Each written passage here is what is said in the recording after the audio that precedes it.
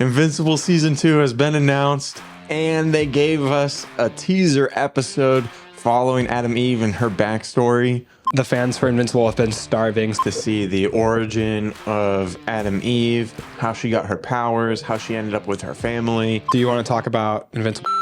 Yeah, do you think we're going to see that in Season 2? Welcome to Backseat Directing. Where we talk about movies, TV shows, comics, and more. We're your hosts, Andrew. and Arron. And we post new episodes every Monday and Thursday. And on this episode, we're going over the episode of Adam Eve and Invincible Season 2.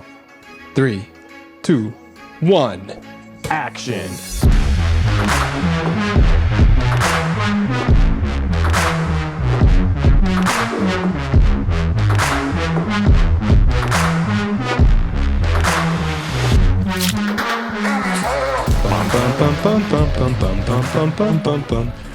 It's finally here, Andrew. Invincible Season 2 has been announced, and they gave us a teaser episode following Adam Eve and her backstory. Dude, I wish there was footage of me finding out that they dropped a surprise special episode 0. Like, I was so excited. And Eve, I think, is definitely one of my favorite characters in the comics. So, like, for her to get that shine, that time, that focus is really, really cool. They really fleshed out her background. Yeah, she's definitely one of the best characters in the Invincible universe. But, man, they needed to give us that episode, right? Like, we've been waiting forever. Yeah, like, it feels like what a treat. Like, you know? yeah, it definitely feels like we got fed. Like, Yes. we have been, the fans for Invincible have been starving. So, like, so awesome for them to give us like the taste of the season, even if we have to wait till November for more. Yeah, it was like, hey, look, we understand you've been waiting for a long time. We know it's been hard. Here's an episode. Enjoy this, and hopefully that'll hold you over until November. Dude, and boy, was it goddamn delicious, because I don't know about you, but I really liked the Adam Eve special episode. Dude, it was so good. And it started off, spoilers, by the way, if you haven't seen this episode, potential spoilers for Season 2. We won't get into that until later. Yeah, So we should be we'll good, try and at warn you least for the before. first We will warn you before that conversation comes up. But in the first part of the episode, we got to see the Guardians of the Globe again. You know, like, we haven't seen them since the first episode of Invincible. You know, to see them in action, see Omni-Man, especially at the end when we saw Omni-Man get all angry, and then he kind of realized and then got sad. So, like, we got to see that emotion building up even before Mark got his powers, you know, that frustration that he had, the conflict that he had internally. Yeah, and it was cool to me, like, to get to see the Guardians as kind of changed versions of themselves, because Green Ghost shows up as a male, which in the comics we know that in the comics originally Green Ghost is a male, but they can pass the mantle kind of like a Green Lantern ring, like they throw up this little green orb. So the mantle would have been passed down to a woman before she dies at the first episode of Invincible. But it was cool to get to see an alternate person carrying the mantle of Green Ghost and getting to see Black Samson before he lost his powers. Like, just so awesome. They're like the Justice League. Like, the Justice League has members come in and out, and the team changes. So it's cool, again, to have that parallel to their inspiration. Yeah, and then, of course, we got to see the origin of Adam Eve, how she got her powers, how she ended up with her family, and then how she kind of got away from her family a little bit as well. Yeah. Stay tuned, because we're going to talk about the comic origin of Adam Eve versus the movie later on. We got all 3 compendiums over here sitting in front of us. Best comic books I've ever read. So if you're looking for a new comic book to read and you haven't read the Invincible ones, like, what are you waiting for? You know, like, look how big these books are. We read them all so fast. They were so easy to read. The art is like top tier. The story is even better. Like, how is that possible? I don't know, but it is. Man, it's, and you want to know what's interesting, Andrew, is that even though the comics are so good, my favorite comics, are they your favorite comics? Yes. Yeah, they're our favorite comic books. The show was somehow better. It's wild. It's absolutely How is that unbelievable. possible? At every turn, Robert Kirkman turns around and improves the story that was already a top tier story. Yeah. So we're going to get into all the creators and our ratings for the episode and stuff. But since we're already on the topic, why don't you tell us a little bit about Robert Kirkman? So Robert Kirkman is the man, the myth, the legend. He's the mind behind Invincible in my eyes. So Robert Kirkman was the author and Cory Walker was the original artist. So together, Invincible's their brainchild.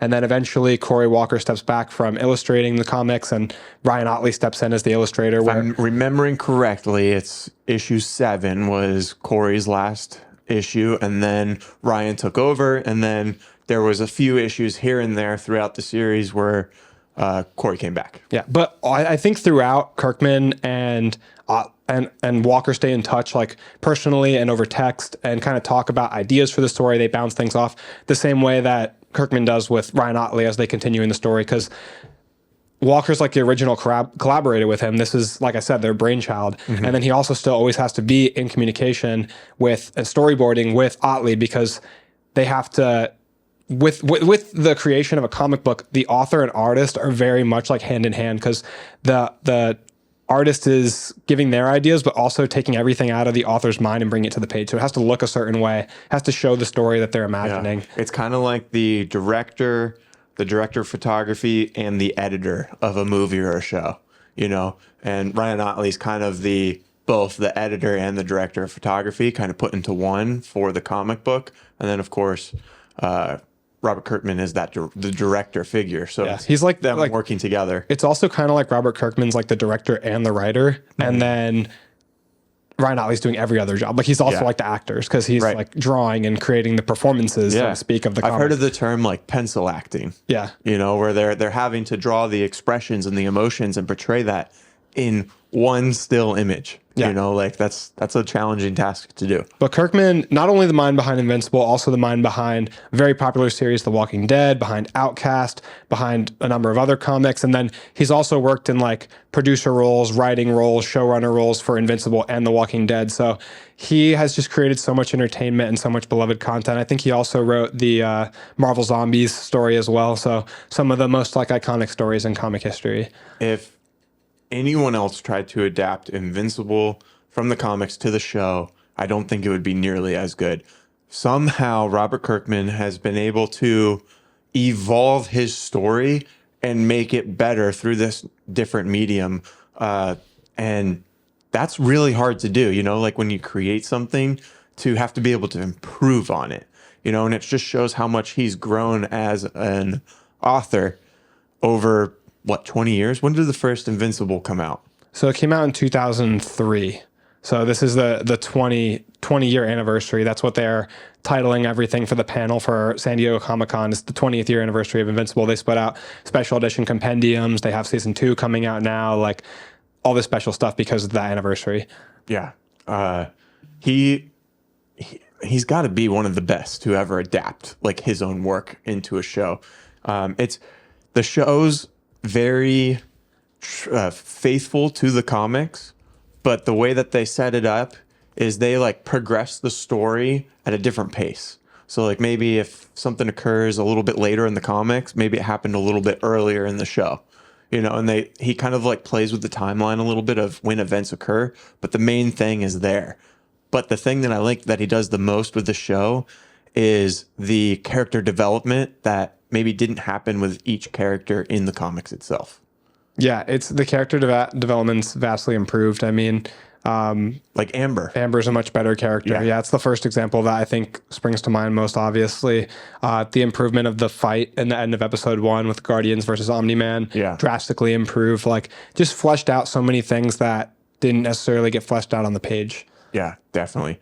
Let's kind of go into the Mauler twins. Sorry, the Mauler twins too. I get a lot more. And his best friend. William. William. He prefers to be called William. Yes, he is also better in the show than the comics.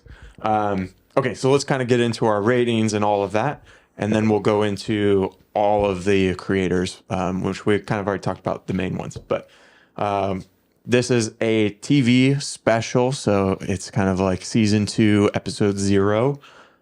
This obviously came out in 2023. It's 55 minutes long. Oh, thank God it was that long, you know, like a 20-minute episode. That would have been such a tease. Would have not scratched the itch. IMDb has this episode as an 8 out of 10. And I couldn't find anything on Rotten Tomatoes yet for this episode. The budget, not really sure.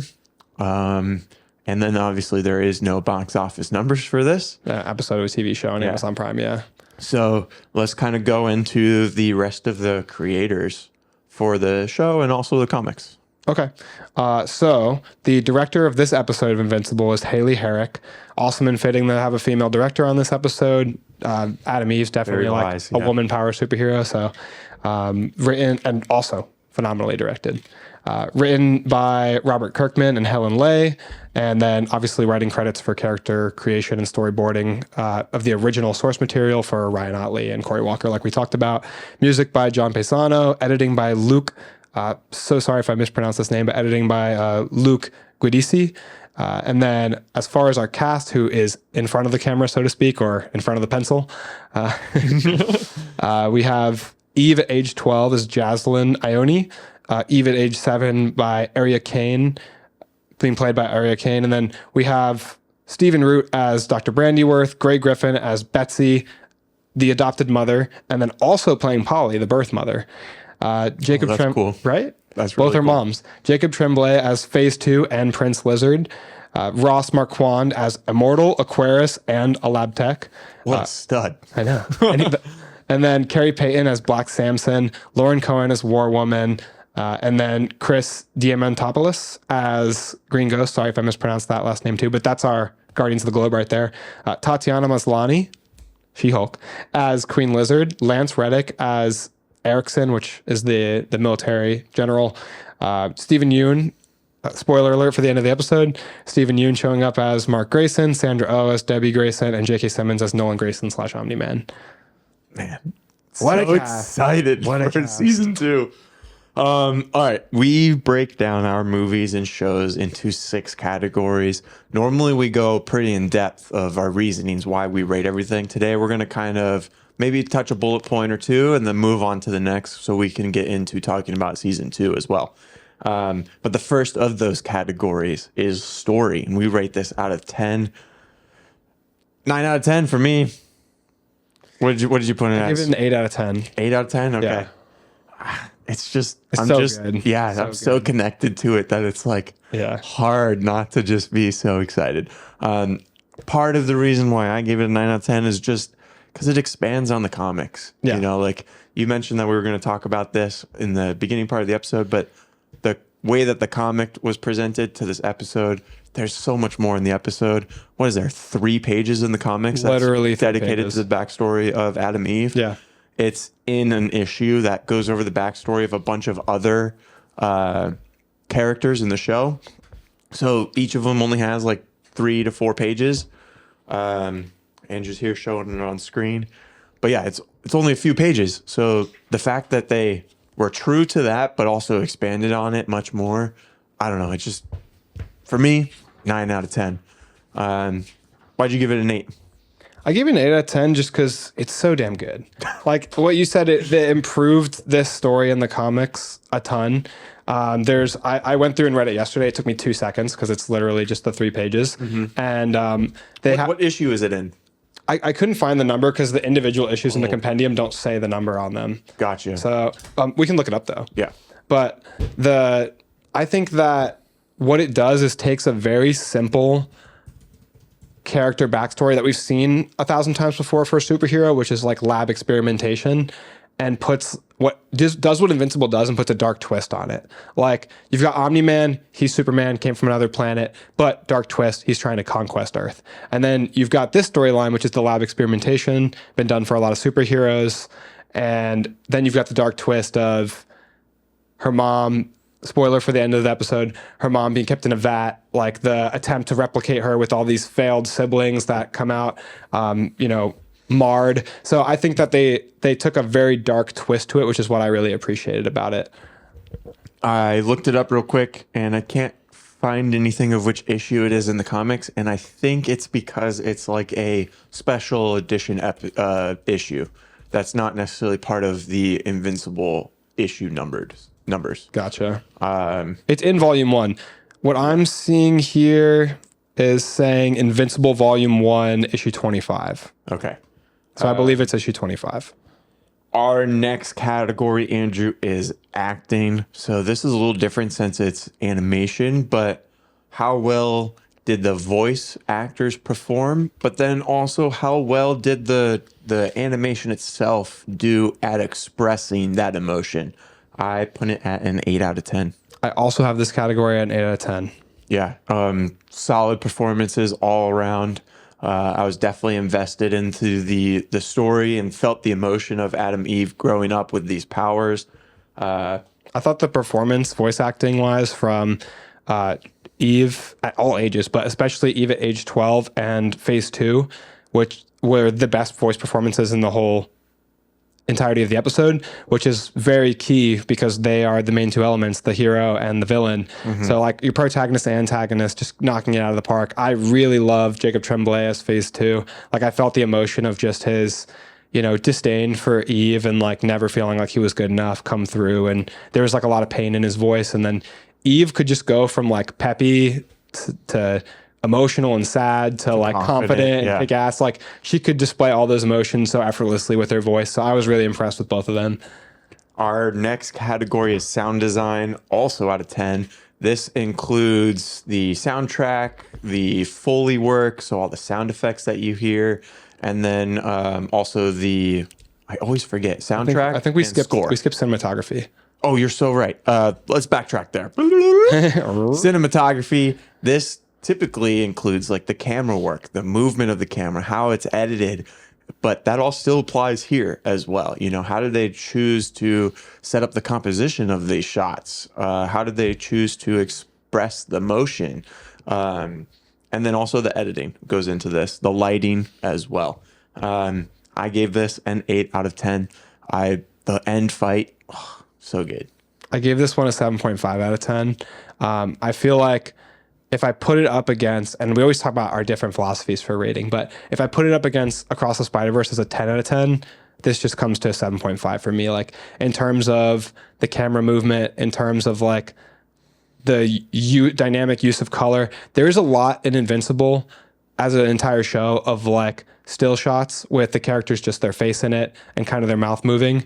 But when there is movement in Invincible, it is absolutely peak. When they choose to like reserve and save so that they can make the movement, I wouldn't have it another way, because when they are moving, like in that final fight scene, it is so dynamic. One of the best fight scenes I've ever seen in animation. Yes. Like it's literally top 10 Adam Eve versus Phase 2. That whole fight goes on for like 15 minutes. Yeah. And just when she's like jumping backwards, dodging the semi truck and it goes to slow motion, or like when she quickly grabs the car engine with a whip and just slams it down, like that high intensity, high octane, like that whole thing is so fast paced, and the camera work just like keeps you on the edge of your seat because it's always moving. Yeah, we were talking about that before the episode, that the art is very simplistic compared to Arcane or, like you said, Into the Spider-Verse, Across the Spider-Verse.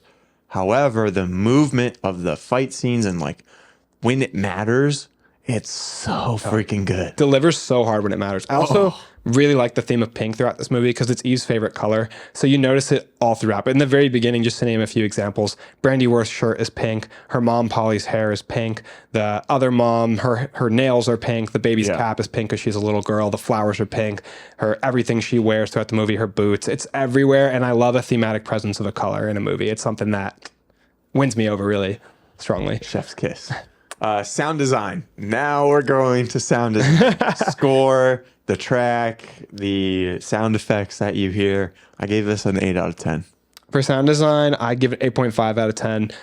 I can really crisply, even right now, hear the sound of that whip flashing around the engine as she grabs it, and like the crumbling of concrete, and like the sound of her powers as it's like shoom, like I've always really appreciate Foley in animated work because they have to invent sounds that like have never existed. And I mean, they still have to do it in live action for like a Green Lantern ring or something like that.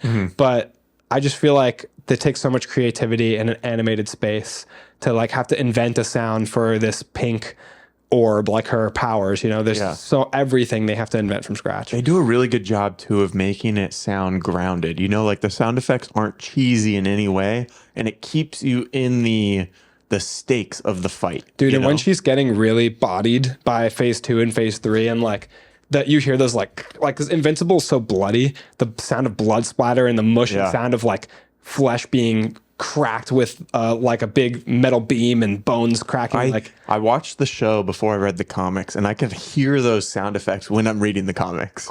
Like the opening Yes. panel of the blood splattering in every Yes. episode. Exactly. It's so phenomenal, dude. So good.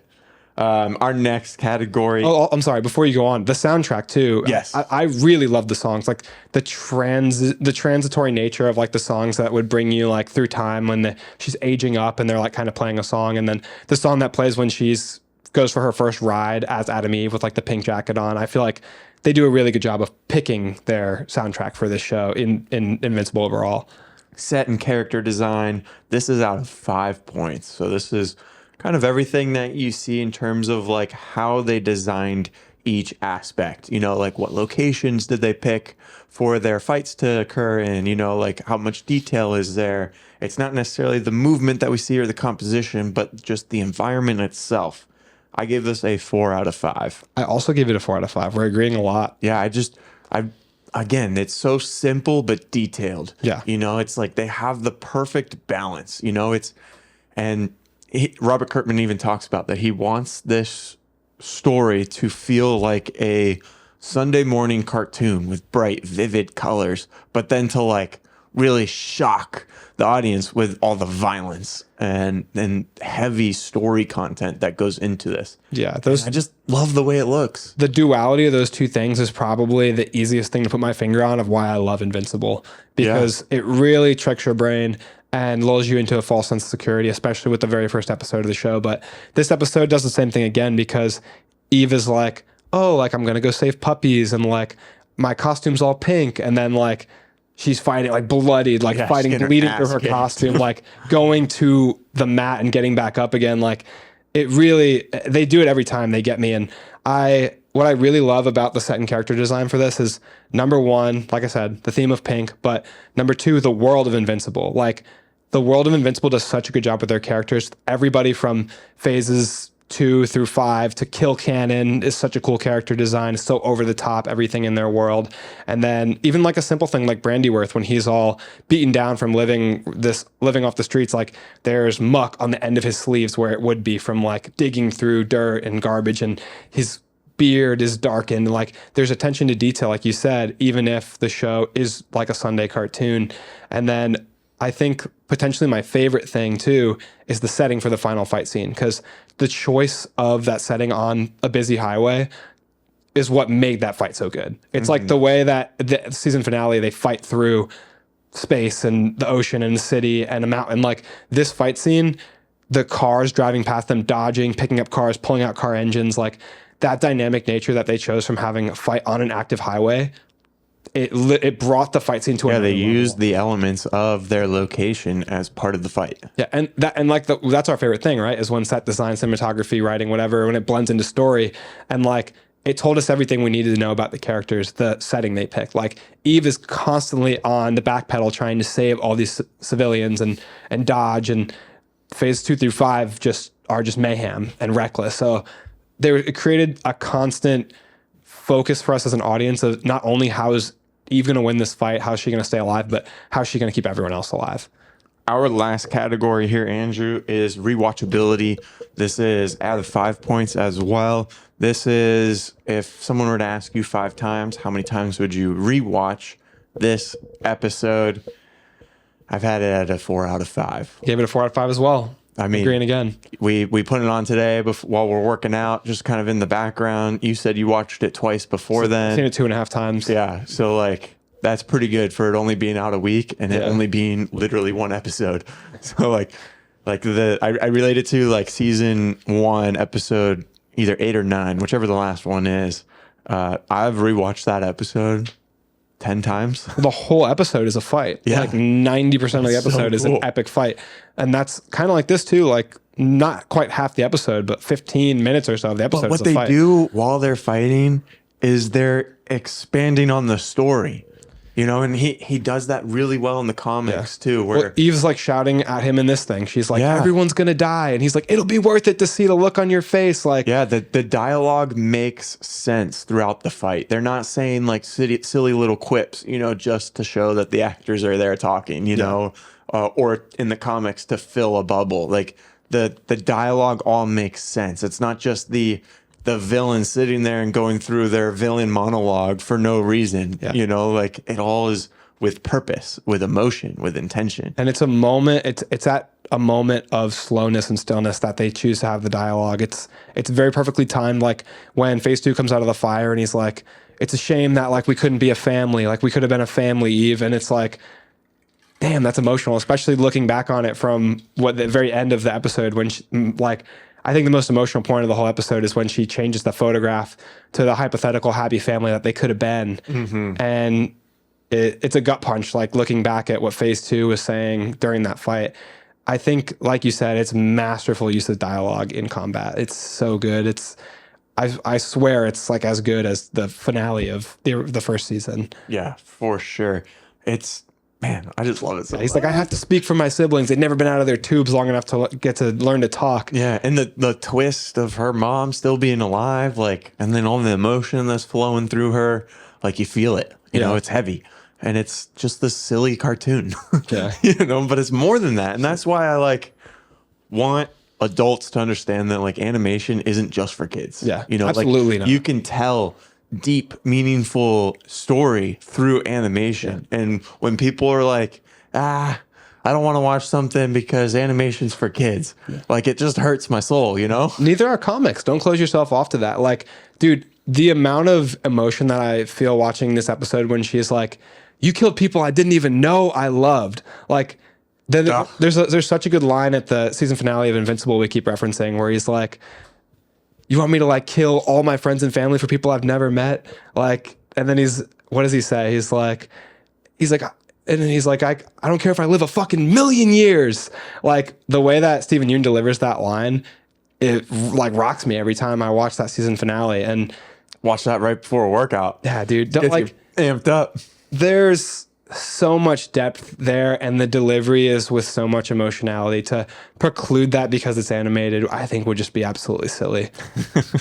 All right, let's go into season 2 of Invincible. All right, so really exciting. We got a bunch of season 2 news with San Diego Comic-Con 2023. They did an Invincible panel, super like cool because it's the 20-year anniversary. Wish we could have gone. Dude, those lines and stuff for the panel are supposed to be insane for like the big San Diego Comic-Con panels. It is the place to be for like nerd culture is San Diego Comic-Con. It'd be so much fun to be in that audience and to be like throwing distance from Robert Kirkman, Cory Walker, Ryan Otley, and then the creators for the like animators for the show were there as Sign well. your books. Oh my God. It'd be so cool. But so they announced a bunch of stuff, which they have been saying that we were going to get more details at Comic-Con. And they announced that season 2 of Invincible will finally be airing in November 3rd of 2023. Let's go! They announced that they are dropping the special Adam Eve episode. So what we know about season 2 so far is that it's going to start on that November 3rd date and air one episode each week for 4 weeks. And then they're going to be taking a mid-season break. And supposedly the next half of season 2 is going to come out in early 2024. All we know so far is early 2024. Bro, the tease. Why? Are you pissed at them? Or I mean, I love them. Dude, I'm so thankful that we get at least 4 episodes, but like, why only 4? I love them and hate them like a family member. Like, why would you do this to us? Just put all of them out at once. Exactly. Like Maybe not at once, but in a row. Yes, consecutively. 8 weeks, 9 weeks, whatever it is. I know you're done. What do you need the mid-season?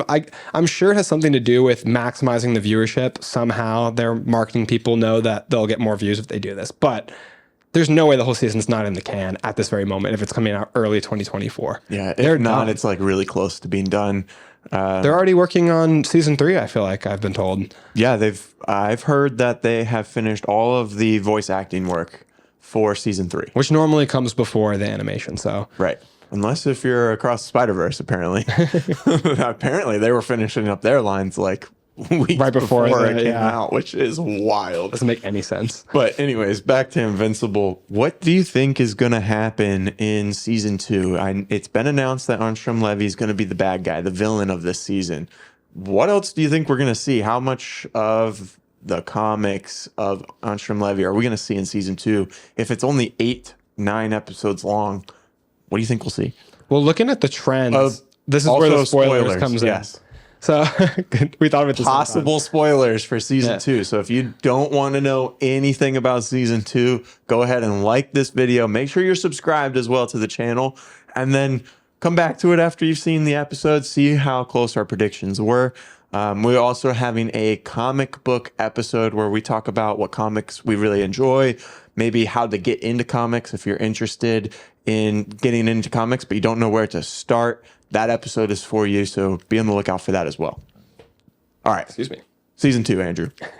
So if the trend continues, also before I almost forgot to, please make sure to share us with friends and family if they're not subscribed, because we're at like 490 subscribers roughly on YouTube, and we'd like to get to at least 500 before we cross our 1-year anniversary, which is coming up in August. Yeah, August 15th, I believe, is when we first started recording. So it's getting down to the wire. Yeah. But also getting on track again. If they stay on trend with what they've been doing so far, they're going to flesh out these characters a bunch, which Angstrom Levy is already a great villain in the comics, but the trend has been that they've only made these villains more in-depth, given us more insight. If you think about what we got of insight into Omni-Man before he left Earth in the comics versus what we got in the show, it is literally leagues of difference of like, we got so little of Omni-Man character development before he left Earth. He was like more of a mystery in the comics, I feel like. Yeah, I agree. And then now with Angstrom Levy coming into the show, so a little bit of background on who Angstrom Levy is. He's like this super genius scientist with an interest in interdimensional travel, basically. I believe he wants to introduce himself to other versions of Angstrom Levy to increase scientific progress, like tenfold, basically, like to exponentially increase scientific research if he can cross the borders of more people of his genius, basically, more Angstrom Levies. And in the comics, what happens is he creates this society of Angstrom Levies that become very dangerous. And then, well, actually, initially, I don't think they're quite dangerous. Mark interacts with them there where there's kind of an issue with the Mahler twins that get their wires crossed. And Angstrom Levy at this point, I think, is less morally gray and more morally upstanding. I don't think he necessarily wants to hurt people, but a building comes crashing down around him. He becomes injured. A bunch of Angstrom Levies die, and he is like pitted against Mark Grayson. And this vendetta starts. I was gonna say, I feel like there's two main like Armstrong Levy's like arcs. You know, like he showed up in the comics for a few issues, took a little break, and then it felt like he was back for like that big like final climax of his story. You know. So we are getting really spoiler here, but do you want to talk about Invincible Wars? Yeah. Do you think we're gonna see that in season 2? I don't think so, but I don't think we will either. Maybe as like a teaser or something in. The thing is, you never know, because like you talked about how much Kirkman's changing the order of events. Like he's optimizing it basically for the screen. And if he thinks Invincible Wars needs to happen now, it's going to happen now, you know? Dude, Invincible Wars was literally 3 issues long of just nonstop action and fantastic dialogue. And then it went into another even better, bigger conflict right after for another few issues. And then it just leaves Mark at his lowest of lows. And it's freaking insane. I couldn't stop reading when I got to that portion, which that is in the Compendium 2. Yeah. The arc we're talking about, or that story comes up. The arc we're discussing is at an absolute breakneck pace. So what I see for season 2 of the actual series is they're going to bring back the squibs, I think they're called. Yeah. The sequids. So the sequids that we saw at the end of season 1 are going to get their time to shine because they have an arc in the comics. You know how the last episode ended and they're like, oh, what are you going to be doing? And then it flashes to all the like villains that we saw throughout the season. I think they're going to develop that a little bit more as like the kind of the side quests through each episode. There's recurring subplots, I think, for the Mahler twins, for the Sequids, for what's his name, Titan. Yep. So I think all of them are going to be back. We'll probably see Battle Beast again because he was at the end of that episode too. But then building along like this larger, greater arc of Angstrom Levy as like the main villain, because they're going to keep Battle Beast in the background, I'm sure, for a while until it comes to like the wars, like the Scourge Wars or whatever they call it later on. That's in Compendium 3 for sure. So we'll probably see. I don't know how many seasons they plan on finishing this whole story in, but probably like season 3 or 4 we'll see that. Battle Beast is definitely going to be a fan favorite for sure when he gets more screen time. But I think that we can expect all that, and then we can expect Angstrom Levy to get a lot of character development. We're going to see Angstrom Levy show up. We're going to see him go from innocence to kind of this downward spiral into villainy. I'm sure we'll see him like in the comics attacking Mark's family and Mark having to defend against that. Since Omni-Man's gone, there's nobody to help him. He has to defend Debbie, his mom himself. He has to defend Adam Eve. So, I mean, Adam Eve hardly needs defending, so we'll see what happens. But I think we're going to get all that in this season. Hopefully it moves at a really fast pace, because I'd like to, season 3, get to Invincible Wars and Conquest in the same season. That would be the most incredible season of television. For sure. Angstrom Levy's definitely building up the Invincible Wars, because that opens up the interdimensional travel for that, which opens up a bunch of other storylines, opens up the robot and monster girl in the alternate dimension, opens up like Invincible has like 5 stories that are in alternate dimensions. Yeah, do you think also there's a possibility we might see Spider-Man? That'd be so cool. Because he's in the comic. The voice he's in the comic, but then the voice actor for Spider-Man, one of the, I forget which series it was, but he's listed as maybe Spectacular Spider-Man an actor in this. If that's the case, we'll probably see their battle across dimensions in this season. Yeah. The Angstrom Levy Invincible battle that goes across dimensions. And so that like kind of starts into the Invincible Wars, right?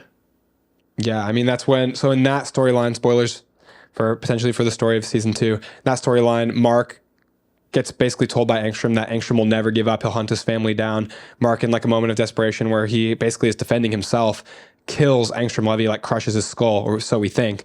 And Angstrom Levy like somehow survives, like completely having his skull destroyed.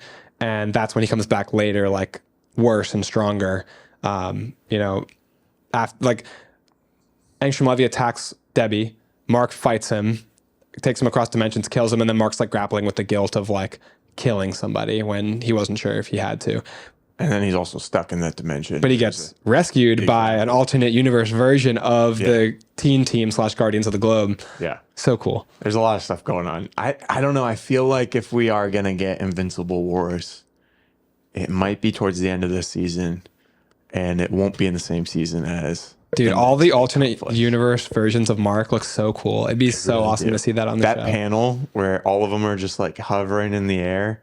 Oh, one of the best pages in comics. One of the comic pages I've looked at for the absolute longest, for sure. Just staring at it, like investigating each one, looking at the one in the Viltrumite robes. Like, oh my God, it's so cool. The character design for all of these suits are like top tier. It's so good, and we're both obviously stoked to see what happens in season 2. Man, I could go on and on just about all the different like fights and relationship dynamics that I want to see, but I really would like to see more of Robot. Okay, huge spoiler alert. We've said it so many times. If you're still here, hopefully you've read the comments. Are you sure? We should leave a little bit. It's not like the biggest plot point. Yeah. Skip ahead 30 seconds. That's all it'll be. Do you think that Rex Blode is going to die? Yes. Probably, right? Yeah, I feel like he'll probably die in season 2. Yeah. I mean, because it moves at a faster pace in the show. So why wouldn't it happen? I have such a hard time when I talk to people about the story of mixing up Rex Splode and Robot's name and Rex Robot because of the comics. Yep. It makes it difficult. Spoiler, right? Yeah. Okay. Welcome back for the people who skipped ahead. Yeah. We could talk about this literally all day. Dude, I hope we get a special episode 2 for Battle Beast. That'd be so cool. I feel like there's no chance we see Thrag. There's no chance we see Conquest, right? There might be a little sliver that we might see of Conquest. I have a feeling that like that will be the end of season 2. There's so many good characters. You remember that panel where we first see Conquest and it was the end of the issue? Yeah. That might be the end of season 2. I would be like, freaking pissed, right? No, I'd be out of my seat. Like, I don't know about pissed, but in that moment, I'd be like Cap wielding Mjolnir. Like, I'd be like, But then we have to wait for season 3. That's the problem. I know. I hope That's what I'd be mad I about. hope season 3 comes out 2024. That's what I hope. I have a feeling it will be a pretty quick turnaround because it was 2021 when this came out for season 1, and now it's 2023, the end of 2023. So they've been working on season 1 and 2. They're done with season 2, I'd imagine, and they've already done all the voice work for season 3. So there's gonna be a quicker turnaround. You know what is good. Before I forget, I want to talk to you about this. Sorry, ADHD brain, but what did you think about the fact that I did not read Jillian Jacobs' name for the cast of this? She voices Adam Eve. She did not in the Adam Eve special. She did not have a voice role. Really? Yeah, because they hired different actresses to play Eve at age 7 and 12. So how would you feel about that? Like, isn't that crazy? I wonder if it's like a scheduling issue. I personally just think it's the age thing because they wanted younger actresses to like she could have done a voice. Maybe she didn't want to. Maybe it wasn't sounding right. But I feel like I would be very frustrated if not like mad, but like if it didn't work out. Let go. Yeah, if it's your character. I'd be like, that's me. That's Adam Eve. Yeah. Like I would want to do the 12-year-old voice at least because that's the majority of the episode. I feel like I'm kind of passionate about that stuff too, where it would be hard to see someone else doing the role that you've put so much into. But at the same time, it is cool that like other people have an opportunity to express the character. And let's acknowledge that they killed it. Yeah. I love both of their voices as Eve. Like I was telling Sierra, because the second time I watched it with my fiance who hadn't seen it yet.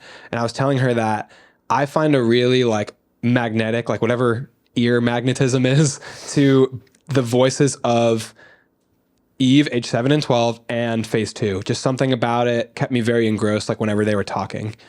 Yeah, for sure. Yeah, I don't think I'd be, because she's not being replaced. Yeah. You know, if anything, they're just expanding on the character, which is cool. You know, like if it was a live action, it would be a different actor.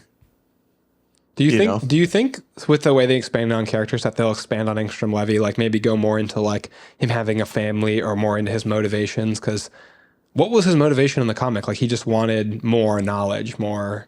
I feel like there's something that we're forgetting of his motivation, but yeah, Robert Kirkman is definitely going to flush out more than what he did in the comics. You know, he's clearly expanding on the story that was already written. So yes, I mean, I feel like we can't expect anything less than more. You know, but yeah, I'm so excited for this. I mean, again, favorite comic books, like literally the first comic books I've read. When Invincible has more seasons, it'll probably be my favorite show. I feel like it's just, I love being in the world. The Adam Eve episode was such a reminder of just how much I love being in the Invincible world. But I really want to encourage people, like if you love Invincible, the show, like read some of the comics. Like it's worth it. Like it's a whole new medium, you know, like it's so fascinating to see how they express a story through writing and pictures, you know, like it's so dynamic and it's like a different flow than watching TV or even just reading a book, you know, like you can go at it at a different pace than if you were reading a book or watching a show. Like it's really, really cool. And I know Andrew and I are both like passionate about comics, and this is definitely a good place to start if you already like the show. So I would definitely check it out. They have multiple ways for you to purchase the issues as well. Like you don't have to buy these huge books here. You know, you can start with smaller volumes to see if you're into it. Yeah, there's single issues, there's volumes, and then there's the compendiums.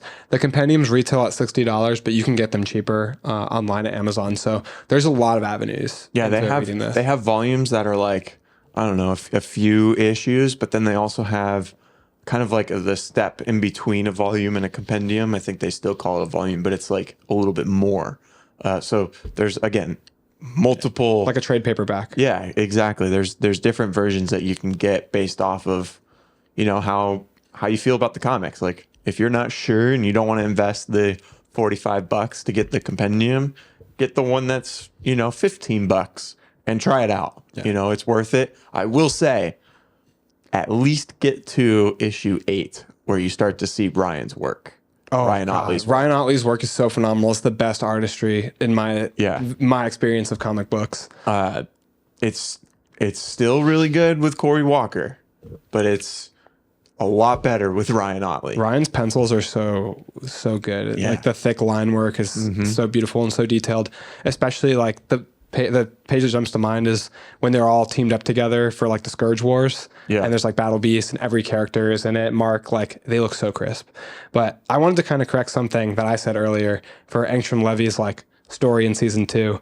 Hopefully, like if we get some comments, people will be correcting me because I misspoke. But Angstrom Levy, he's working with the Mauler twins to create this invention that will let him communicate with other versions of himself, like basically lets him see into the eyes of other versions of himself to like gain more knowledge faster and like assimilate experiences of other versions of himself across the infinite multiverse. When he's doing this, the Mauler twins, like basically the Mauler twins, I think broke Angstrom out of prison. So Invincible shows up because all of them are like escaped convicts and like stealing this lab material. And then Angstrom Levy brings a bunch of other Maulers in. That's what happens. It brings an army of Maulers in basically to fight Invincible.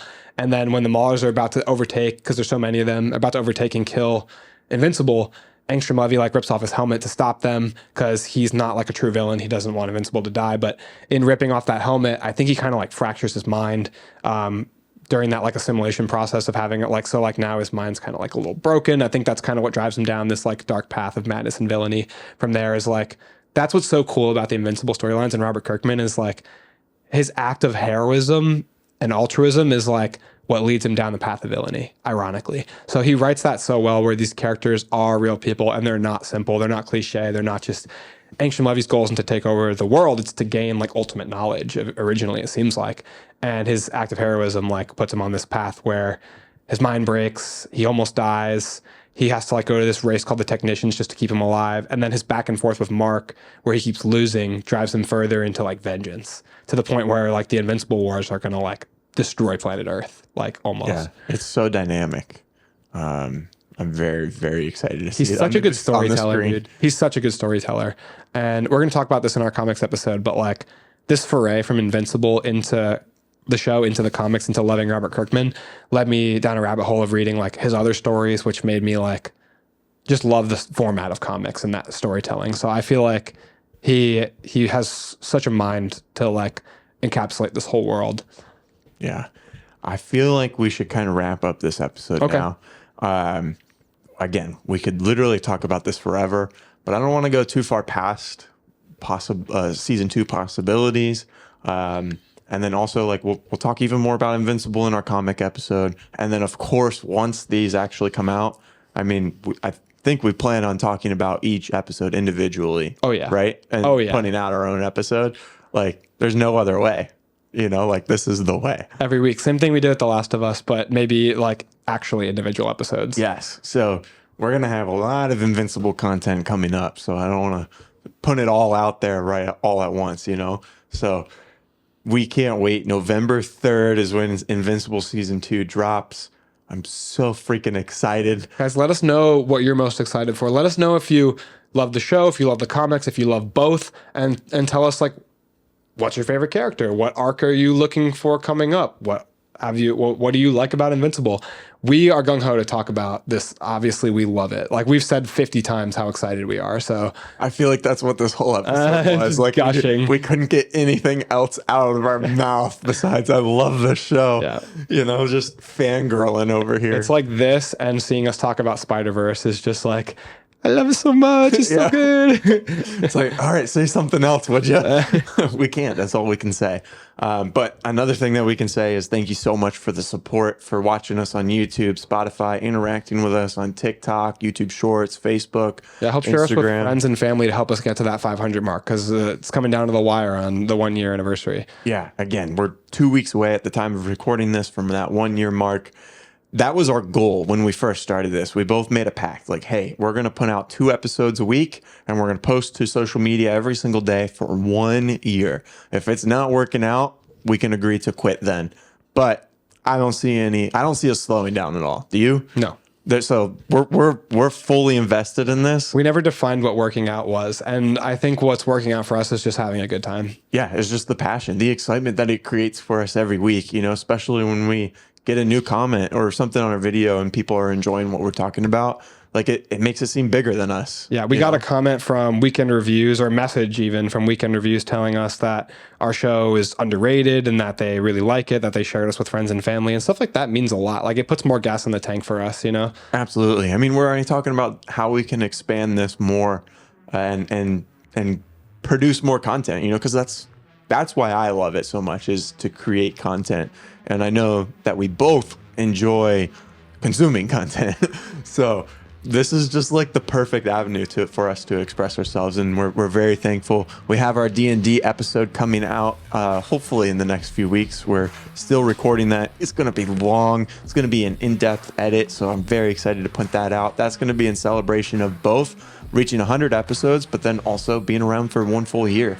So keep an eye out for that. Thank you everyone for the support, and that's a wrap.